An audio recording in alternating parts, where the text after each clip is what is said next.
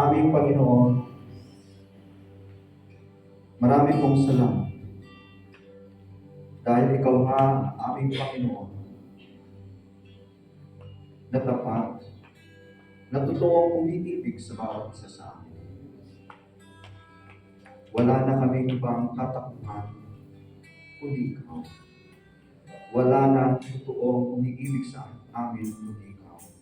Kaya maraming salamat dahil kami ay inyong binigyan ng karapatan na maging inyong anak at maging membro ng inyong pamilya. Salamat, aming Panginoon, dahil Ikaw nga ang aming tunay na nandiyan palagi para sa amin. At sa umagang ito, muli aming Panginoon, mangusap ka sa bawat isa sa amin. Kausapin mo kami. Buksan mo ang aming puso at isipan sa mga katotohanan. At banal na Espiritu, Ikaw po ang magturo sa amin para maintindihan namin at malaman namin ang mga katotohanan. Tulungan mo rin kami, banal na Espiritu, para ang mga katotohanan ito ay maging parte ng aming buhay. Na ito ay totoo din namin may sabunan. Kailangan din po namin ang inyong kagandahang loob, ang inyong grasya, para magawa namin ang nararapat at may sa buhay namin ang mga katotohanan. Sa umagang ito, aming Panginoon, kami rin ay humihingi ng kapatawaran sa lahat ng aming pagkakasala. Pagpatuloy mo po na kami ay linisin at pag-uwi. Ihanda mo kami sa oras na ito na Ikaw ang mangungusap sa amin. Ito ang aming panalangin sa pangalan ng aming Panginoong Jesus. Amen.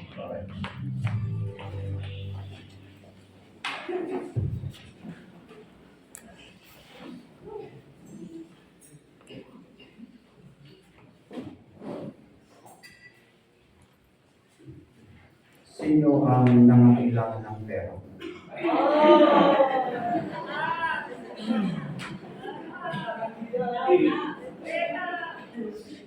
Sino ang nangangailangan ng kayamanan?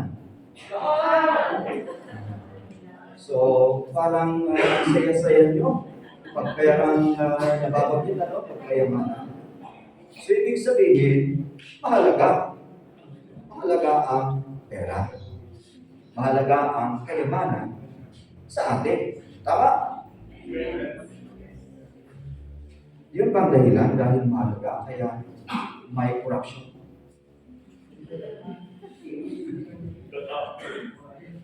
Dahil ba mahalaga, yun ang dahilan kaya may mga magnanakaw? May mga estapador?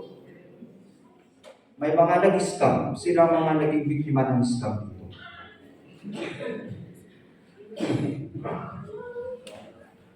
Meron ba naging biktima?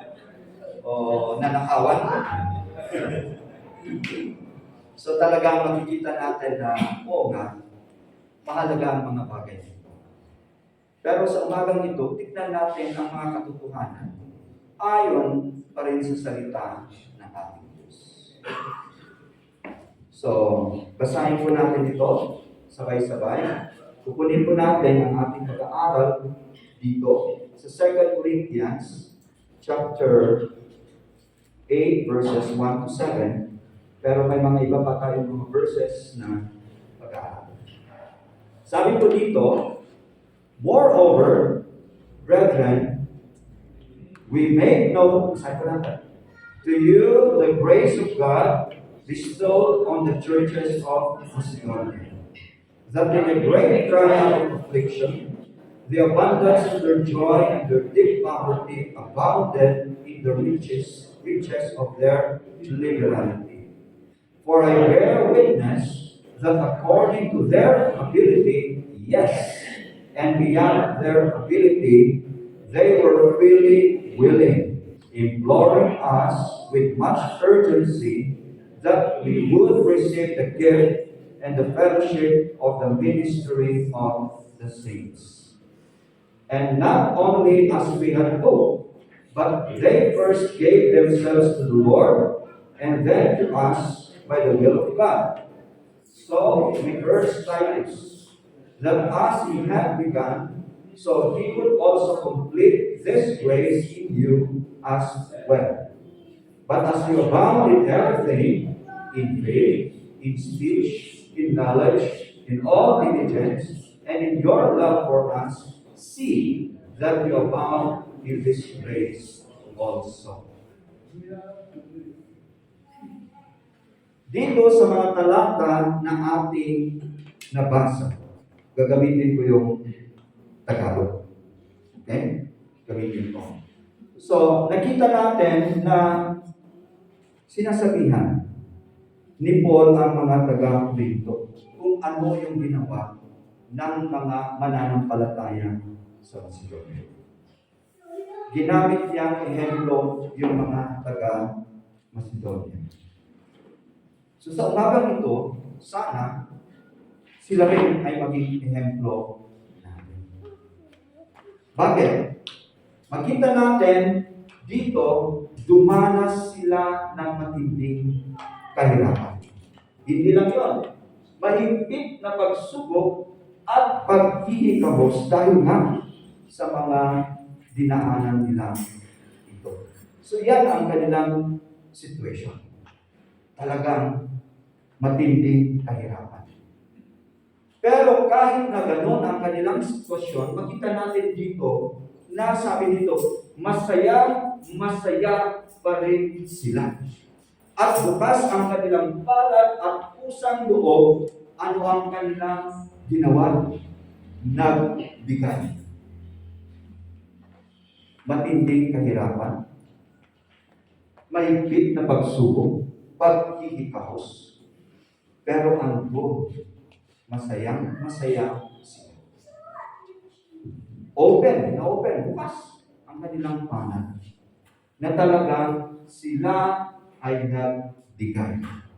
Ang matindi pa dito, sabi dito, hindi lamang sa abot ng kanilang makakaya. Hindi din sinabing, ito lang kasi ang kaya namin. Pwede na siguro ito. Kahit paano, nakakatulong kami. Hindi ganon yung kanilang puso. Higit pa ang kanilang ibibigay. At makita rin natin dito na sila pa nga ang nakiusap kay Paul.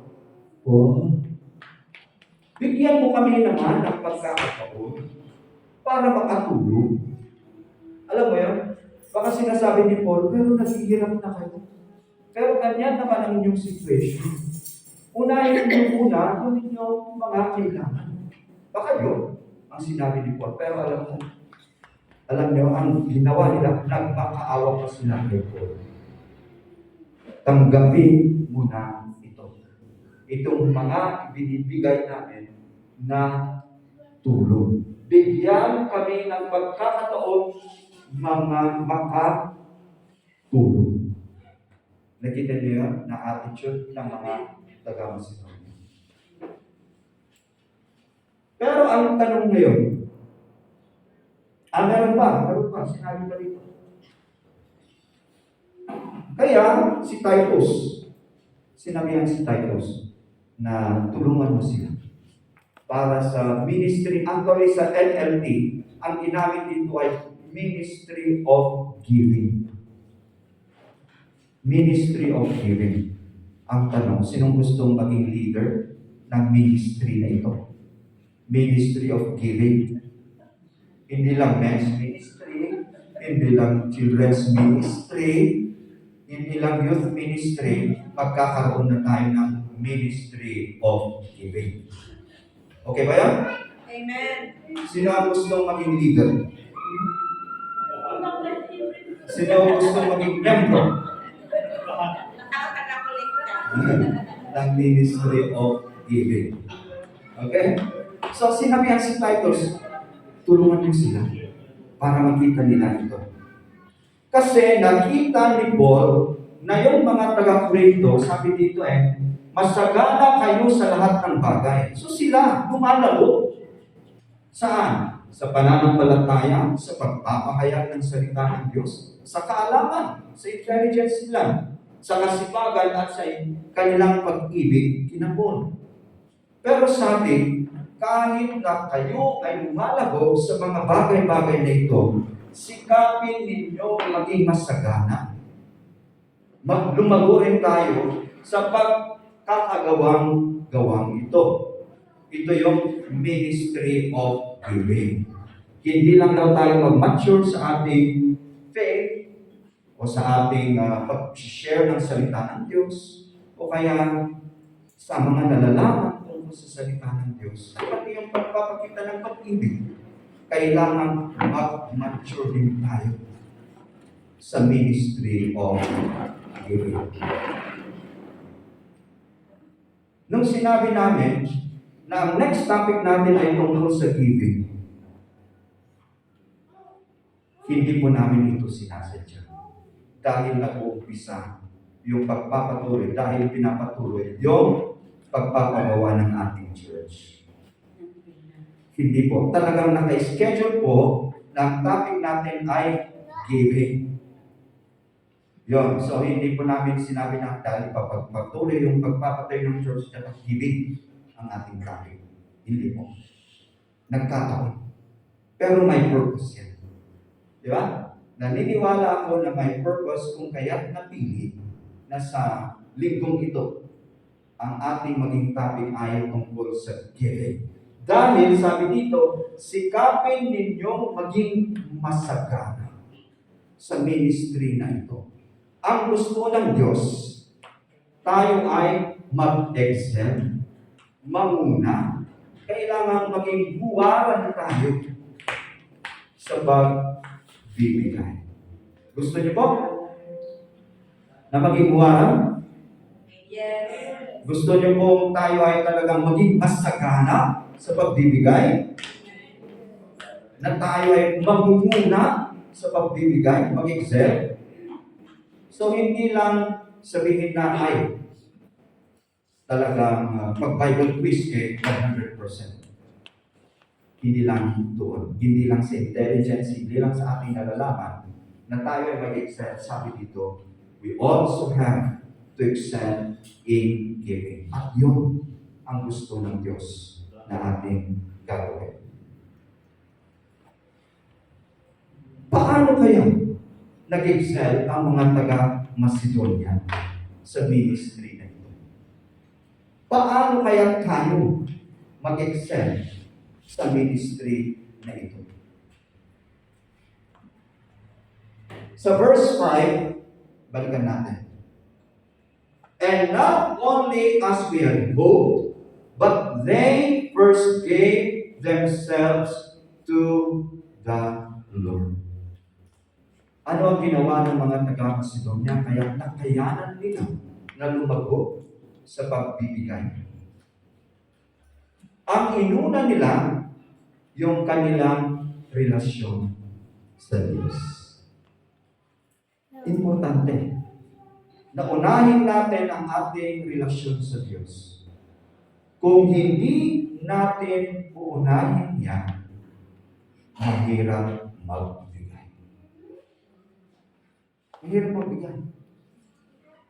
Pero pag inuna natin ang ating relasyon, dahil alam natin na tayo ay anak ng Diyos. Di ba? Anak tayo ng Diyos. Paano tayo magkakaroon ng relasyon at maging anak ng Diyos? Paano? Anong sinabi sa John chapter 1 verse 12? Receive and believe. Tanggapin natin. At magkaroon ng pananampalataya. Kanino? Sa ating Panginoong Jesus Cristo. At bibigyan tayo ng karapatan na maging anak ng Diyos. At tayo ay mabuborn again, di ba? Tayo. Makita natin na itong dalawang ito, children of God, maging born again, yan ang relasyon na ating sinasabi na kailangan unahin natin. Gawa ko ng Diyos. We are born of God, we are born of the year. At tayo ay bagong nilalang dahil sa ating relasyon na ito. So makikita natin dito at naniniwala ako na ito ang ginawa dahil ito ang nalaman ng mga taga-Macedonia na katotohanan. Bago sila naging masagana, naging lumago sa pagbibigay, inuna nila ang kanilang relasyon sa Diyos. Gusto niyong maging masagana, lumago sa pagbibigay, unahin natin ng totoo ang ating relasyon sa Diyos. Unahin natin ang ating relasyon.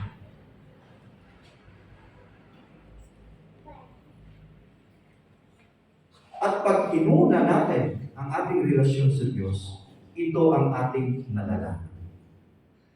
Una, malalaman natin na ang Diyos, siya ang lumikha sa lahat ng bagay-bagay dito sa mundo. Kailangan maintindihan natin yan, na siya ang lumikha ng lahat ng bagay. Nabasa na ninyo ang Genesis chapter 1. So sa Genesis chapter 1, nakita natin, sa loob ng 6 na araw, ginawa lahat. Nilikha lahat ng Diyos. Ang mga bagay-bagay, ang kalangitan, ang mundong ito, at ang lahat dito sa mundo ito. At dahil siya ang lumikha ng lahat ng bagay, ibig sabihin, siya ang may-ari ng mga bagay-bagay. At pagbasahin natin ang verse 26, nilikha rin niya ang tao. Nilikha niya ang tao. At pagkatapos niya, sabi niya let them have dominion. Let them rule over yung kanyang ginawa. Tinignan ko sa Tagalog, ano ang ibig sabihin na let them have dominion? Let them rule over yung creation. Yun pala, tayo ay ginawang taga-pamahala. Taga-pamahala. Hindi pala nilikha ng Diyos ang mga bagay-bagay at ibinigay yung pag-aari sa atin. Hindi na sinabi, o ito, pag-aari mo to. Hindi. Ito, ikaw ang mamahala nito. So, sino pa rin ang may-ari ng mga bagay na meron tayo? Ang Diyos. Ano ang ating parte? Maging taga-pamahala. So, ang katotohanan pala ay God made us stewards of His creation. Taga-pamahala. At merong passage dito sa Deuteronomy na nabasa ko. Sabi niya, basahin muna natin sa last part. Indeed, heaven and the highest heavens belong to the Lord your God, also to the earth with all that is in it. Remind ni Moses yung mga taga-Israelites sa katotohanan ito.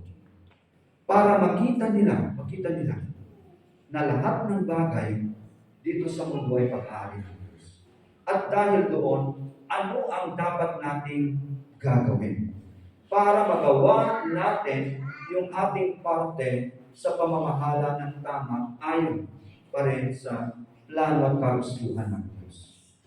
Kaya sabi natin kanina, unahin natin ang ating relasyon sa Diyos. Pag nagawa natin yan, ma-recognize natin siya nga ang may-ari ng lahat ng bagay. At ma-recognize natin na tayo ay taga-pamahala. Dahil, tingnan natin, ito yung reminder. Ano ang sinasabi ng Diyos sa mga taga-Israelita at sa atin? Fear the Lord, walk in all His ways, love Him, serve the Lord, keep His commandments, and His statutes. Pag ginawa natin yan, pag totoo na meron tayong relasyon, pag totoo yung ating takot sa Diyos, yung highest reverence na maibigay natin sa Diyos, if we walk in His ways, ayon sa Kanyang tinuturo. Pag talagang totoo, iniibig natin siya. Pag totoo tayo ay obedient sa Kanyang mga commandments, magiging masagana tayo sa pagbibigay.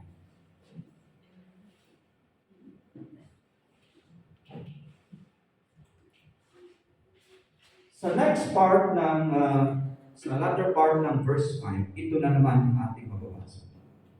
So yung first part, first gave themselves to the Lord, and then, anong sabi? And then to us by the will of God. They gave themselves to us. Kinapon sa mga iba pang mga manggagawa sa utusan ng Diyos. Ano kaya ang tinutukoy ni Paul dito? Meron tayong mga manggagawa sa ating congregation, sa ating church. Meron tayong mga leaders. Naniniwala ako ng yung gave themselves to us. Nandoon yung ating due recognition sa ating mga church leaders. Na kinikilala natin ang ating mga manggagawa sa church nito, yung ating mga leaders. Bakit kaya mahalaga ito? Pag hindi natin kinikilala si Pastor Eric, si Pastor Alex, yung mga elders, na sila ang in-appoint ng Diyos para mamahana dito, ano kaya ang mangyayari? Siyempre, nandoon yung sabi natin, bakit ako magbibigay? Ibubulsa nila yan. Nandun ba yung trust? Magkakaroon ba tayo ng trust sa kanila? Kung hindi natin kikilalanin na sila nga ang pinaupo ng Diyos. Kaya kailangan nandoon yung ating recognition, yung ating pagrespeto sa kanila. Nakilalanin natin na sila nga. So yung mga taga-Macedonia, nakilala nila at talagang recognize nila si Paul. Yung mga ginagawa ni Paul, nakita nila yung mga ginagawa ni Paul. Kaya dahil doon, sabi nga kinausap pa si Paul na kunin na ninyo ito. Please, itong mga tulong namin para sa mga mahihirap. Pag hindi nila rin-recognize si Paul at hindi nila anong Tagalog ng trust? Hindi sila nagtitiwala kay Paul, ibibigay pa nila. So bukod sa ating relasyon sa Diyos na ating unahin, kailangan i-acknowledge natin yung mga leaders ng ating church. Kasi dito sa Ephesians 4, sinabi ng ating Diyos na kailangan merong pagkakaisa sa loob ng iglesia. May pagkakaisa. Iba-iba po yung ating mga giftings, mga kakayahan na ibinigay ng Diyos. Bukod doon, merong apostles, prophets, evangelists, pastors, teachers. Ano daw yung kanilang tungkulin para i-equip ang mga mananampalataya? I-equip, turuan, para tayo ay maging handa. Mag-mature sa ating pananampalataya. At sabi sa Hebrews 13:17, dahil doon, itong mga manggagawa, yung mga pastors sa ating church, dapat nandoon din yung ating obedience at submission sa kanila dahil sila ang nag-aalaga sa ating kaluto. Sila ang nag-aalaga sa atin. So, Paano kaya natin talaga ito may bibigay? Yung due recognition, yung pagkakakilala sa ating mga church leaders. Paano natin yan? I-relate natin sa giving. Okay? Pag i-relate natin sa giving, paano kaya natin yan magagawa? May mga examples po tayo sa salita ng Diyos sa Numbers 18:21. Sa Numbers 18:21, sabi po dito ay, Behold, I have given the children of Levi all the tithes in Israel as an inheritance in return for the work which they perform, the work of the tabernacle of meeting. Yung mga Levites, isa sa mga tribo ng Israelites, sila yung parang napili para sila ang mamahala, magtrabaho sa bahay-sambahan. Okay? So yun yung kanilang, yung pinapagawa ng Diyos sa kanila, yun ang kanilang calling. Kaya wala silang parte sa lupain. Wala. At dahil doon, sabi doon, lahat ng mga ikapu ay para sa kanila. Bakit? Dahil sila. Dahil sa trabaho na pinapagawa ko sa kanila. And then, dito rin, sa 1 Chronicles chapter 29, ano kaya ang mababasa natin dito? Si David, yung puso niya, gusto niya ipatayo yung templo ng ating Diyos. Bahay ng ating Diyos. Pero sabi ng Diyos sa kanya, hindi ikaw ang magpapatayo dito. Ang magpapatayo dito ay si Solomon, ang inyong anak. Bakit kaya? Dahil nga, mandirigma si David. Marami siyang napatay, talagang dugo. Dahil doon, sabi ng Diyos, hindi ikaw. Si Solomon. So ano ang ginawa ni David? Inihanda niya yung mga lahat ng pangangailangan sa pagpapatayo ng templo ito. Hindi lang yon ang kanyang ginawa. Challenge niya ang mga Israelites. Sabi dito, pag magpatuloy natin sa verse 5, Who then is willing to consecrate himself this day to the Lord? Sino rin sa atin ang gustong makisama dito? Nakita natin na lahat ay nagbigay. Lahat ay nagbigay at gustong maging parte sa pagpapatayo ng templo. Lahat sila. And then, dito rin sa Luke chapter 8 verses 1 to 3, anong nangyari dito? So ang ating Panginoon Jesus at ang kanyang mga disciples, sila ay nagbahay-bahay. Sabihin na lang natin, sila ay pumunta sa iba't ibang lugar para mag-minister.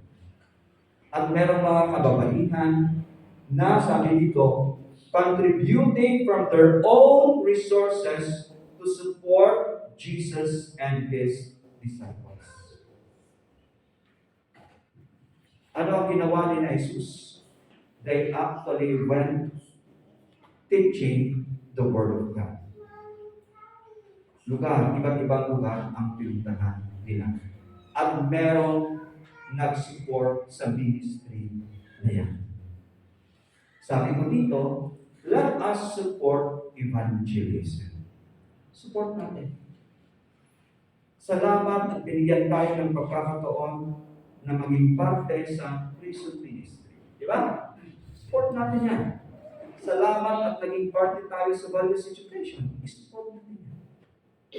Salamat at may puso rin sina Kuya Abe at Manang Alice na merong pinuntahan isang barangay ba yun? Sa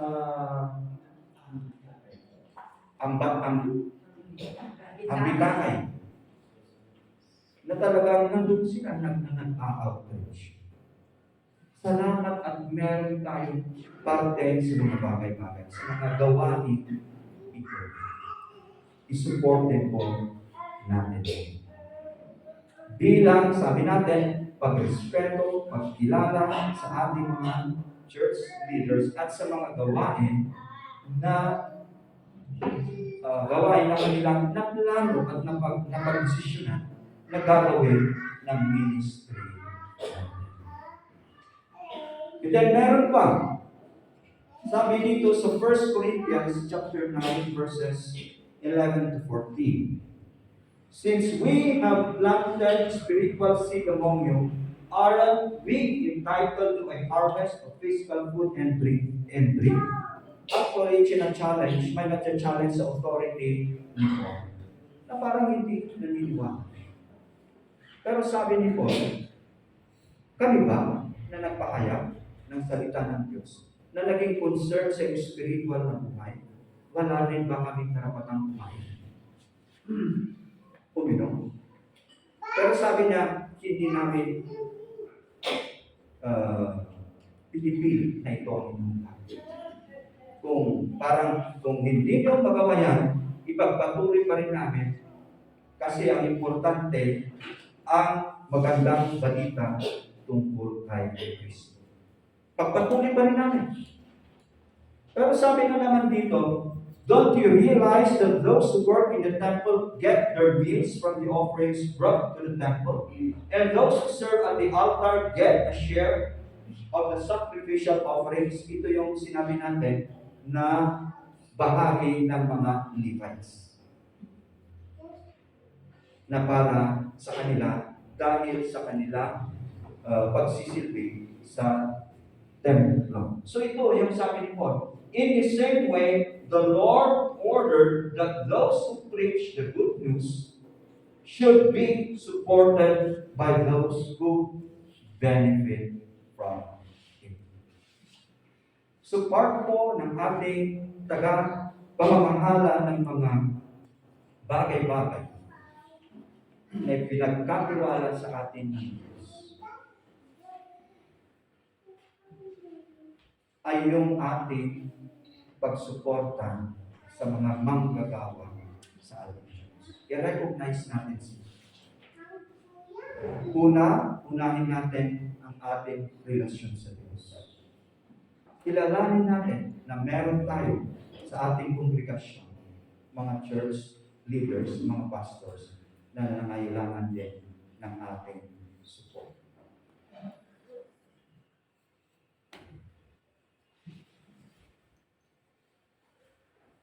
Dito sa 2 Corinthians chapter 9 verse 6, so yung next na chapter, makikita natin dito kung ano ang magiging attitude natin sa pagbibigay. Ano yung tama nating attitude?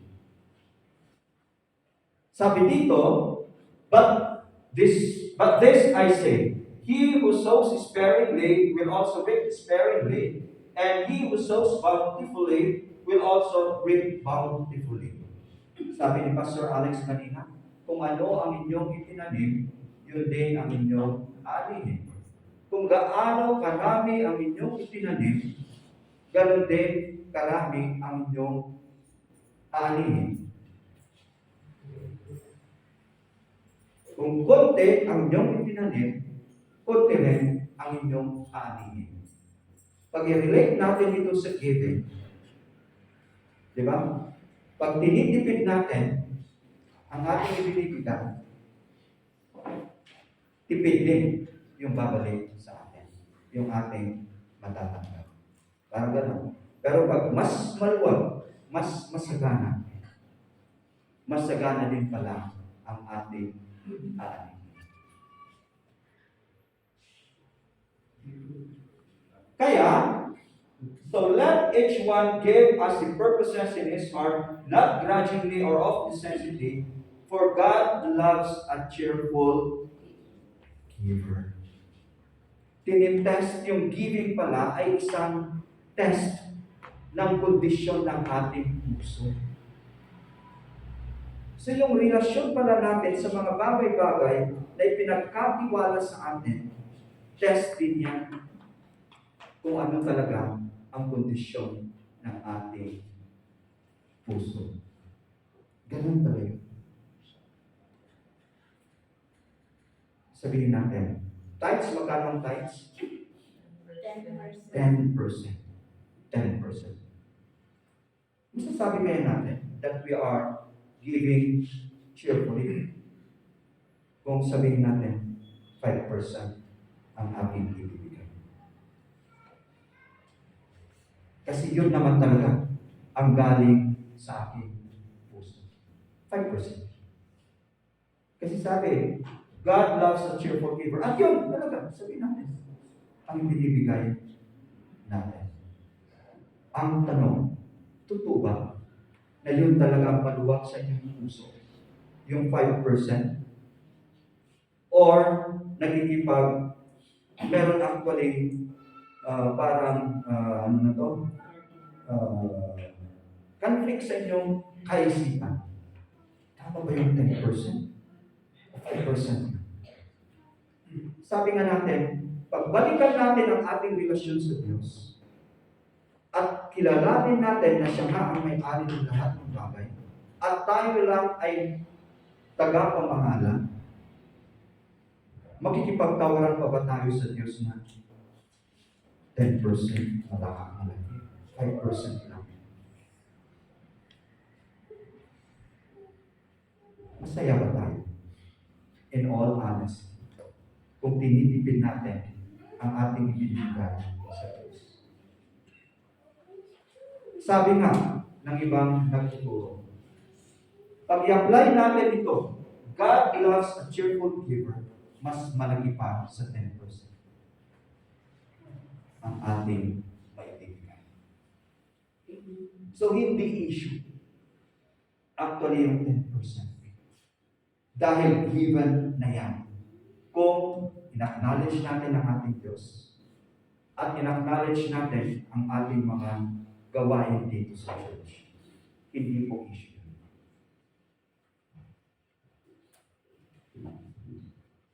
God loves a cheerful giver. Tingnan natin kung ano ang ginawa ng isang balong ito. Ano ang ginawa ng balong ito?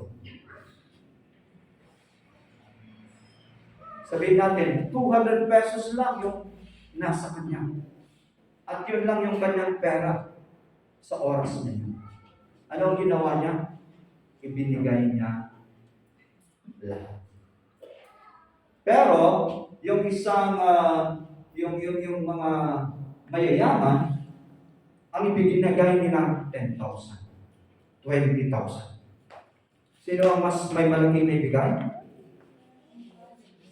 Siyempre yung 20,000, yung 10,000, compared sa 200, di ba? Compare. Pero ano ang nakita ng ating Panginoon Jesus? Ano ang nakita? Your puso. Dahil barya lang pala yung 20,000, yung 10,000 sa mga mayayamang. Pag cheerful giver ka, pagkaling talaga sa inyong puso, hindi barya ang ating ibibigay sa Diyos. Yun ang sabi dito.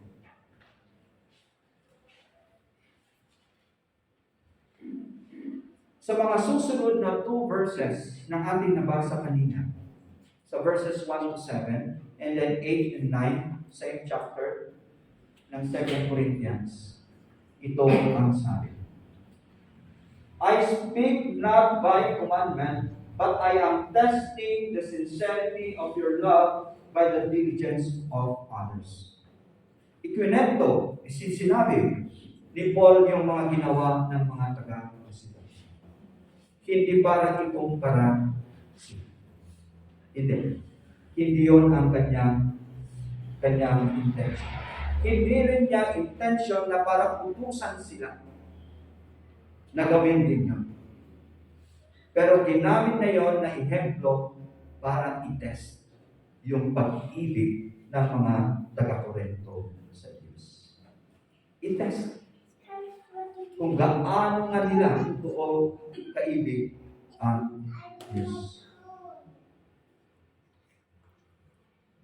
Sa verse 9, for you know the grace of our Lord Jesus, that though he was rich, yet for your sakes he became poor, that you, through his poverty, might become rich. Ang talagang huwaran natin sa pagbibigay, walang iba kundi ang ating Diyos. For God so loved the world that he gave his only begotten Son. Whoever believes in him shall not perish but have everlasting life. Naging masunuri ang ating Panginoong Yesu Cristo. Ibinigay din niya yung kanyang buhay sa atin. Isipin niyo, ang ating Panginoong Yesu Cristo nasa langit. Ang ganda ng kanyang buhay doon.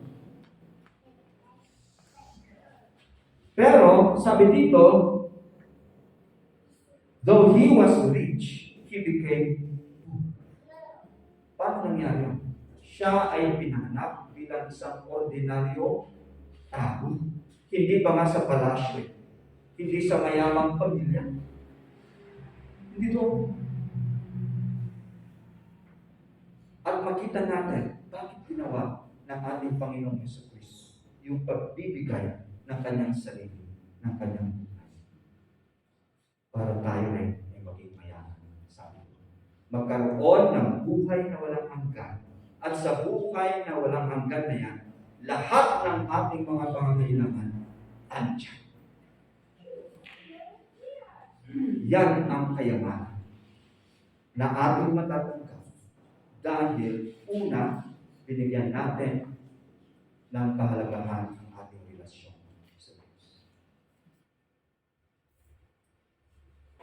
Kaya kung malaman natin itong katotohanan ito, na ang Diyos mismo, siya ang nagbigay. Kumusta ang ating puso sa pamimigay?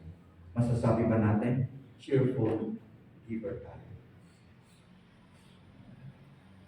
Ako, nahihirapan actually ako na talagang mag-prepare sa message.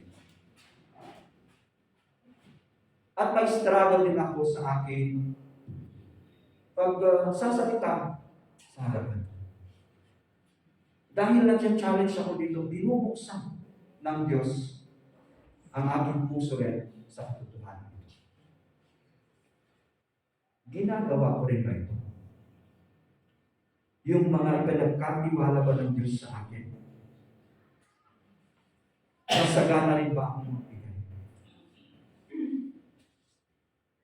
Ang laking challenge sa akin din. Nagawin ito.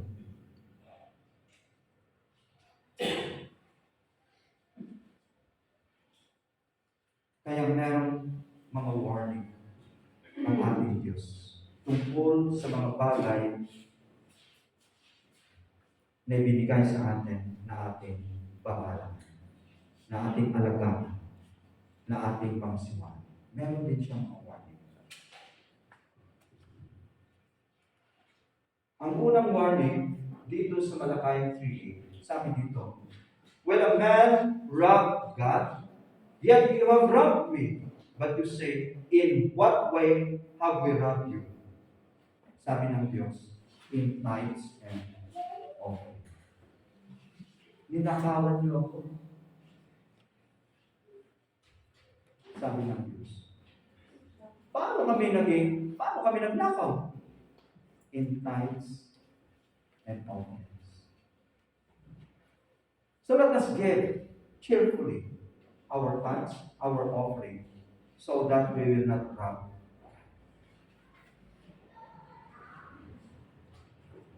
Pangalawang warning, for where your treasure is, there your heart will be also.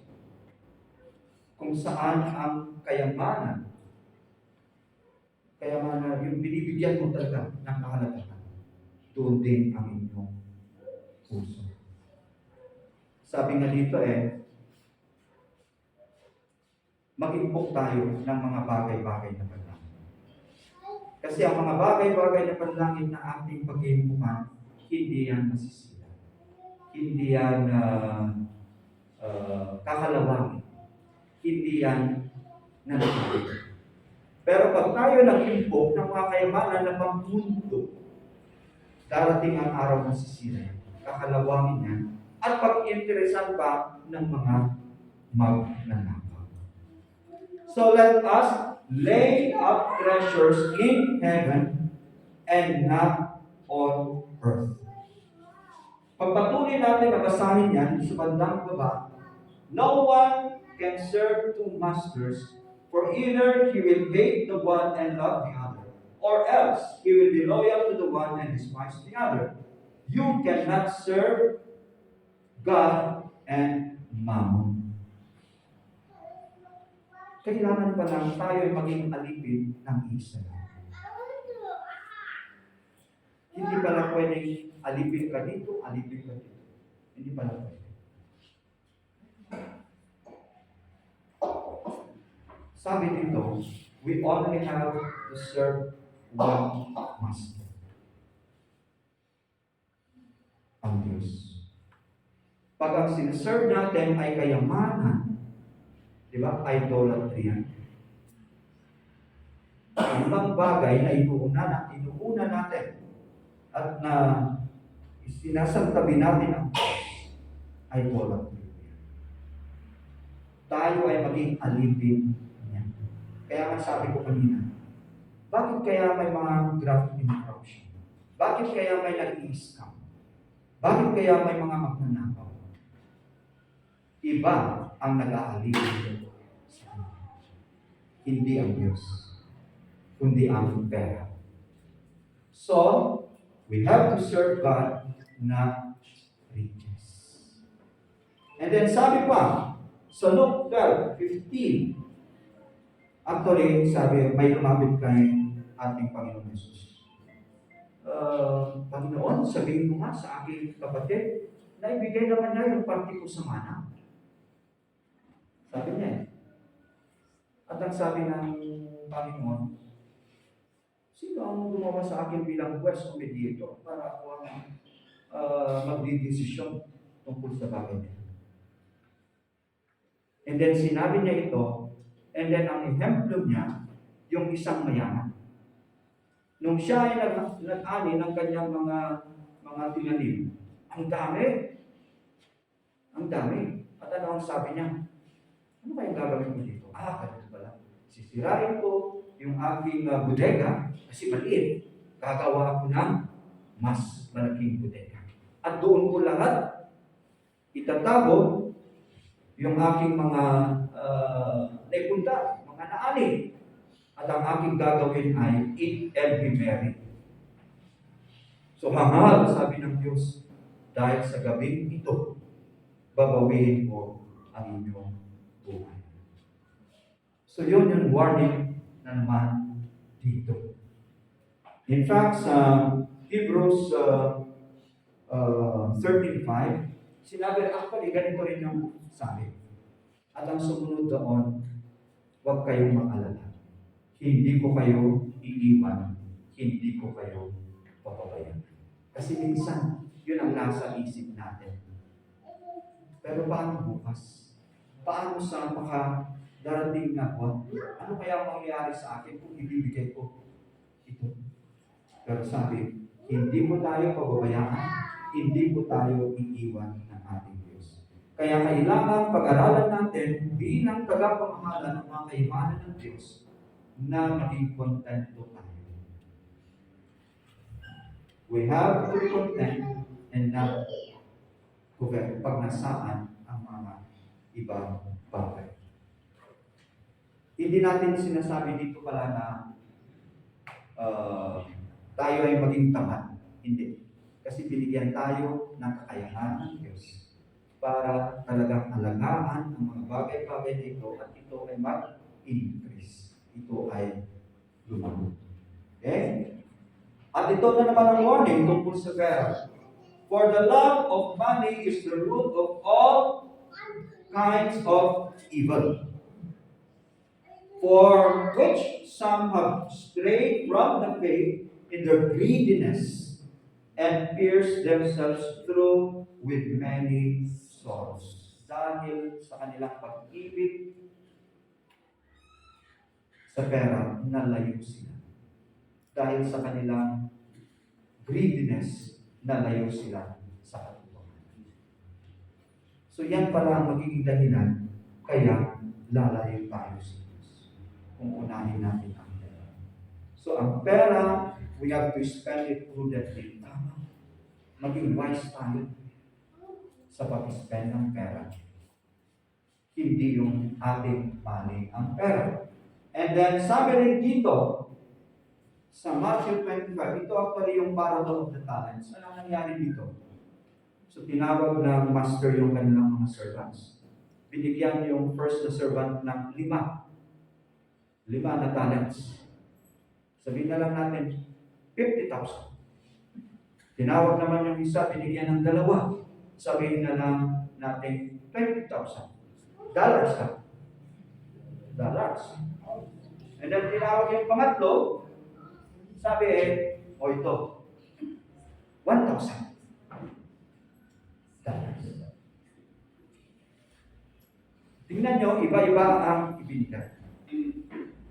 Ganon din po tayo. Huwag po natin i-compare na bakit mas madami sa kanya?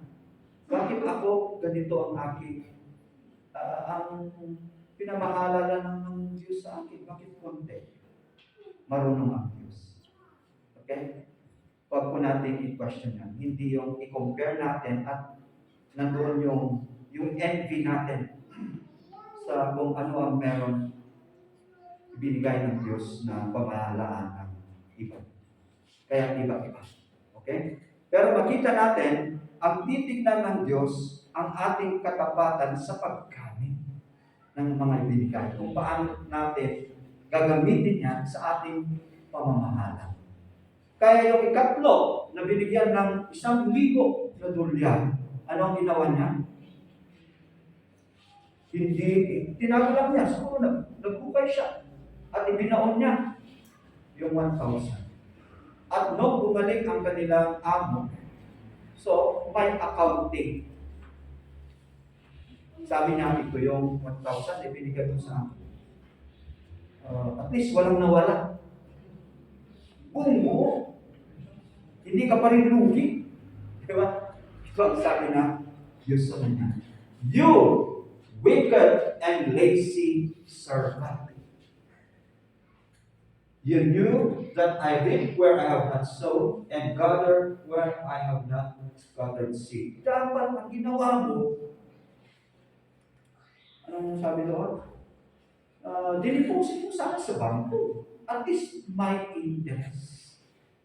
Kaya pag hindi pala natin inaalagaan ng mabuti, hindi pala natin minamanage ng tama yung mga resources na binibigay sa atin, yan pala ay katamaran. So let us manage whatever was entrusted to us well and not be lazy. Yung 2, sabi ko kanina, iba yung binigay 5 at 2, pero nag-increase, naging doble yung una, pati yung pangalawa. At makita natin, sabi ko nga, huwag natin compare. Kasi yung sabi ng kanilang amo sa kanila, yung commendation, yung pag-congratulate sa kanila, sabi well done. Pareho yung sinabi sa unang servant, pareho ang sinabi sa pangalawang servant. Well done, good and faithful servant. Yun ang maririnig natin pag maging tapat tayo sa ating pag-manage ng mga bagay-bagay na ipinagkatiwala ng Diyos sa atin.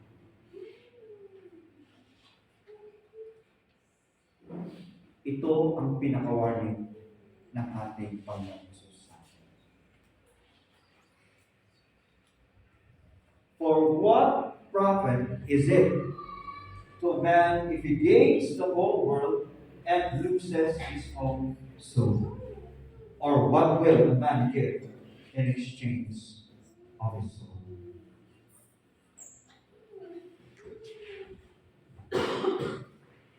Kahit sa inyo lahat ang mga bagay-bagay.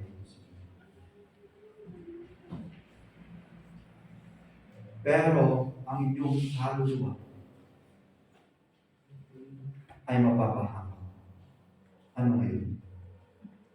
Ano ngayon? Meron ka bang magagawa para sa inyong kaluluwa?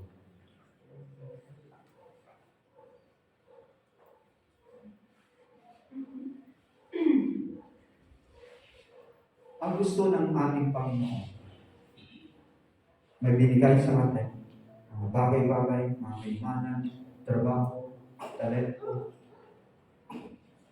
Iba't ba ang pinagkatiwala sa atin ng Diyos? Tignan lang natin ano ba ang may. At ang gusto ng ating Diyos, magamit natin ito with excellence. Maging masagana tayo sa mga bagay-bagay. Magagawa natin yan una kung unahin natin ang ating relasyon. Pangalawa, kailangan i-recognize natin na tayo ay dinala ng Diyos sa isang kongregasyon. Dahil dito tayo lalago sa ating pananampalataya. Dito tayo tuturukan ng mga katotohanan. At gagamitin ng ating Diyos ang mga pastors. I-recognize natin. Sa ating pag-support sa gawain ng Diyos, huwag nating tignan yung halaga. Huwag nating sabihin, pag 1 million lang inyong income, at sabihin mo 10%, 100,000, ang laki. 100,000. Noon, kaya-kaya mong ibigay ang 10,000, 20,000. Pero kung naging 100,000 ng 10%, ang laki naman. Huwag po natin tignan yung halaga na ating ibibigay. Kundi ano ba ang nararapat natin ibigay. Ngayon ang alam natin na pag-aari ng Diyos sa lahat.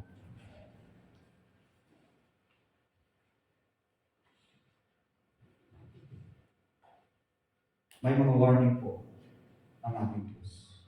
Isipin natin. Amen. Noong last na ako ay may inattend kami ni Yuli na seminar. Yung nakagrupo ko, siya ay isang motivational speaker. Isang Christian, motivational speaker. Hindi naman siya pastor, sabi niya. Pero sa kanya, pagtatalumpati, ginagamit niya at ginagamit ang salita ng Diyos. Yun ang kanyang ginagawa. Pero, bago nangyari ang mga yun, sabi niya, yung 15-year-old yata, basta yung teenager na anak niya, na babae, nagkasakit. At malala yung sakit na yun. Ngayon, nung dalhin nila sa hospital, wala man lang siyang, hindi man lang i-admit dahil wala man lang siyang pag-down payment. Wala siyang pag-down payment. Kailangan may down payment siya. And then, parang may na-reveal daw sa kanya, tumingin siya sa bandang likod, ang nakita yata na yung finger at sulat. So, nagpa-advise doon, sabi niya, pwede ka namang mag-promissory. So, nag-promissory na utaw siya. At in-admit yung kanya. And then, kinabukasan sa mga susunod na mga araw na sumunod, marami ng mga nagbigay ng tulong. At natustusan nila lahat ng gastos ng kanilang anak. Hindi ko alam kung ilang beses na nakumpain yung kanilang anak, pero eventually, namatay. Parin dahil sa sakit. Pero kahit ganon ang nangyari, masaya siya dahil alam niya na masaya yung anak dahil meron siyang relasyon sa Diyos. Yung pagkaan ba daw, yung loob ng anak, nung siya na sa kanyang situation. At noong sa Lamay, ang dami rin ibinigay. Lahat, pati cremation, sabi niya, basta lahat daw, funeral homes. Practically, merong nagbayad. Yun ang nangyari. And then pagkatapos na yun, so in-account nila lahat yung mga donations. Malaki daw. Malaking halaga ang kanilang nakuha. Pero sabi niya, ito ang naging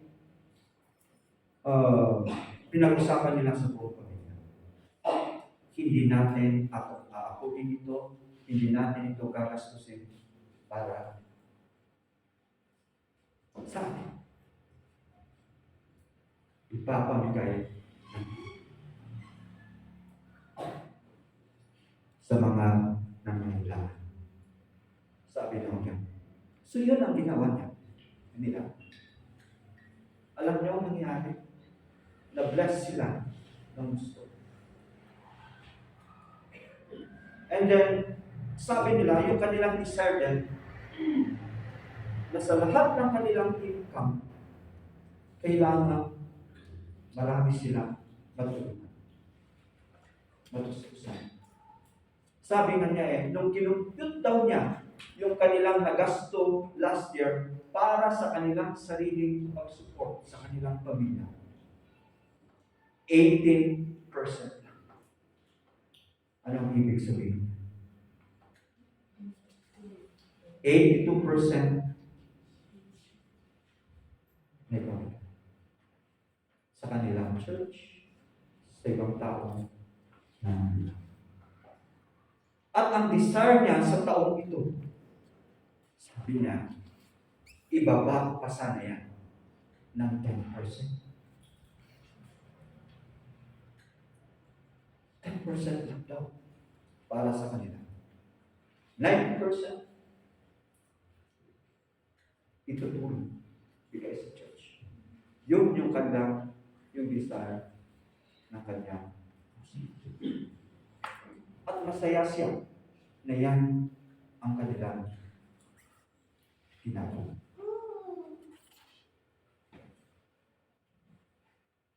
Hindi ko alam kung ako mismo magagawa ko yun. 10%, 90% kapamilya.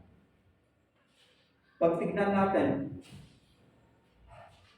yung binasa natin na verse kanina, by the grace of God, na nagawa ng mga taga-Macedonia. Unahin natin ang ating relasyon sa Diyos. I-surrender natin lahat. Totoo ang ating buhay sa Kanyang kagandahang loob. Naniniwala ako, magagawa natin yung nararapat nating gawin sa ating pamamahala sa lahat ng kayamanan na ipinagkatiwala ng Diyos. Aming Panginoon, ang pagbibigay po ay isang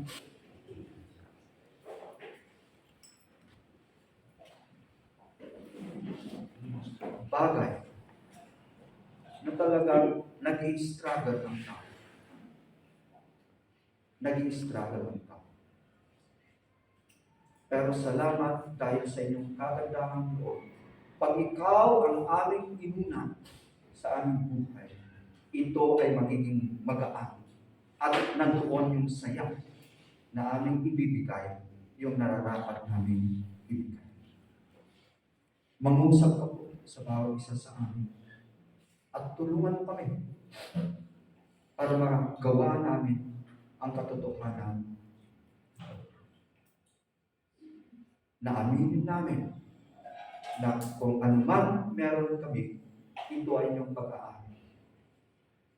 Para kami ay maging tapat na inyong taga-pamahal. Tulungan mo kami, aming Panginoon, sa ministry ng pagbibigay. Ito ang aming panalangin sa pangalan ng aming Panginoong Jesus. Amen.